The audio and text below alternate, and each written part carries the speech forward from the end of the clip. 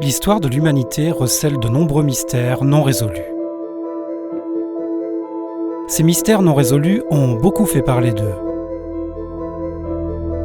Pourtant, aujourd'hui, personne n'a trouvé de réponse. Voici une nouvelle histoire insolite et non résolue. L'affaire des disparus du fort de Tamier. À un an d'intervalle, le 11 septembre 2011 et le 8 septembre 2012, Jean-Christophe Morin, 22 ans, et Ahmed Amadou, 45 ans, disparaissent lors d'un festival de musique organisé au fort de Tamier, près d'Albertville, en Savoie. Retour sur ces étranges disparitions.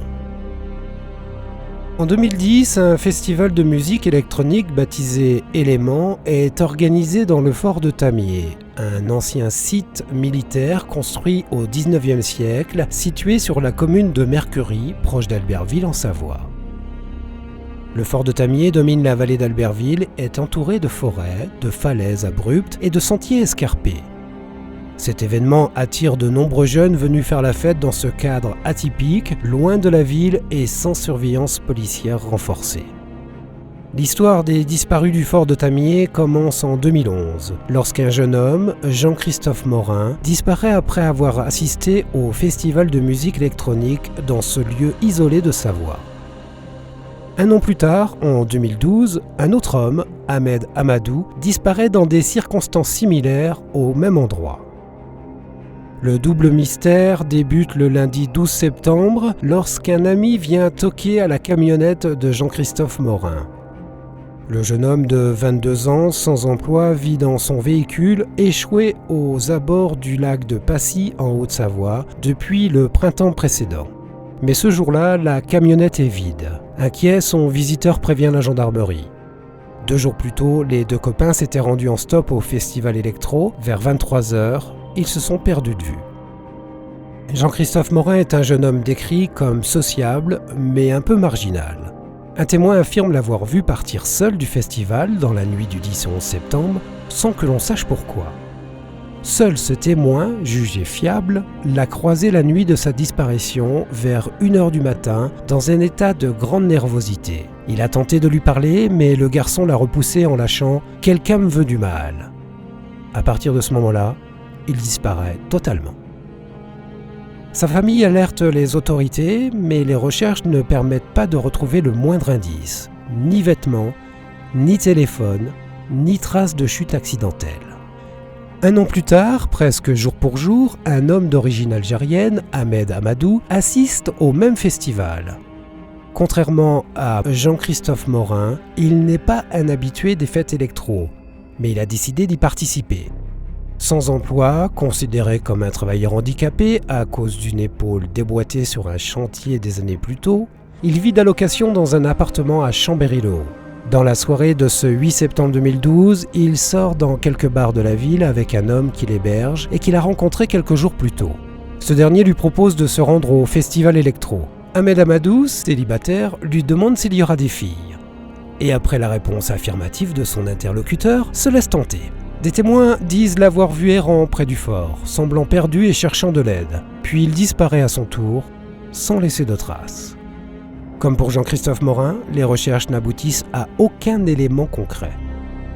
Ces 2 disparitions au même endroit ne forment-elles qu'une coïncidence ? Au grand désespoir des familles, les investigations se sont limitées à la recherche des corps en vain. Le dossier Morin a été refermé en 2013, celui d'Ahmed Amadou en 2014. L'affaire aurait pu rester oubliée, mais grâce aux efforts des proches et de certains médias, elle a été relancée en 2023 par le pôle Colcaise de Nanterre.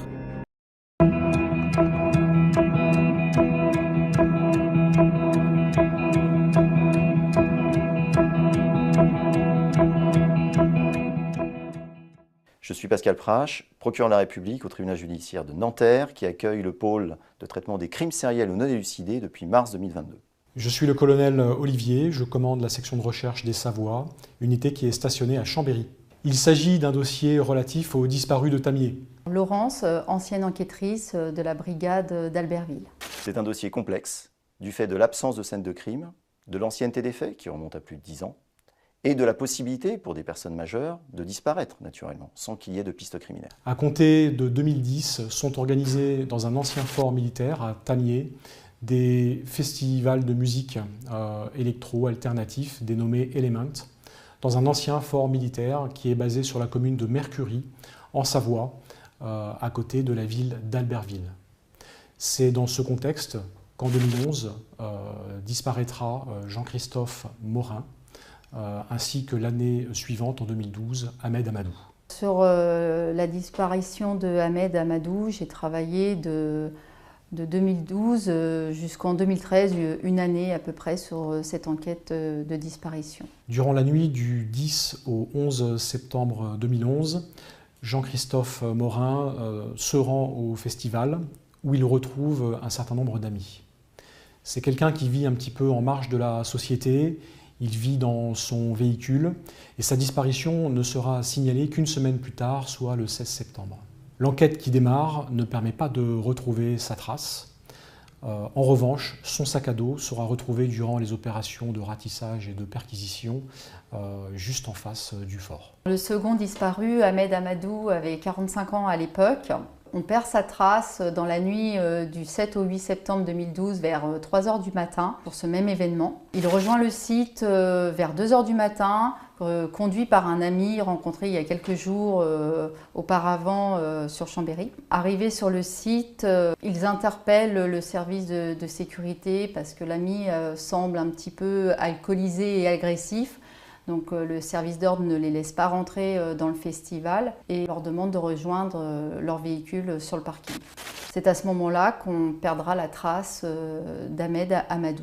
L'enquête qui a été effectuée va démarrer par un certain nombre d'appels à témoins diffusés dans la presse locale, mais également des auditions de personnes présentes qui se manifesteront aux différents services et des recherches dans le secteur géographique présumé de sa disparition.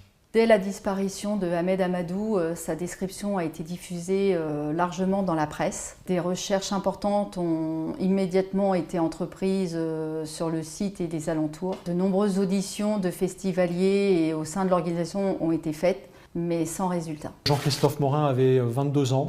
Il portait un sweat avec une capuche ainsi qu'un jean bleu. Ahmed Amadou était âgé de 45 ans.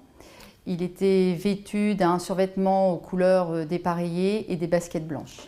Dans le cadre de ces disparitions, nous vous sollicitons pour obtenir des renseignements concernant les disparus, des informations concernant le déroulement de ces soirées, tout souvenir que vous pourriez avoir, des vidéos, des photos concernant ces événements qui se sont déroulés en 2010, 2011 et 2012.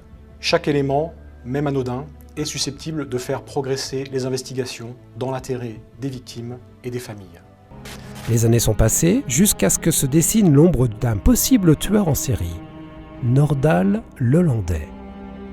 L'ARPD, Assistance et Recherche de personnes disparues, identifie près d'une trentaine de cas suspects dans la région Auvergne-Rhône-Alpes pour lesquels l'implication de Lelandais mériterait d'être vérifiée.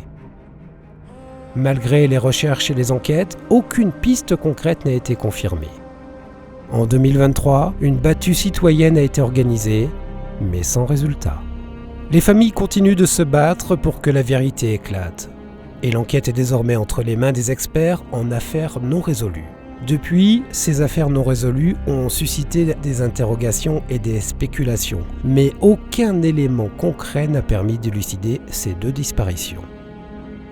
L'affaire des disparus du fort de Tamier reste à ce jour un mystère total et non résolu.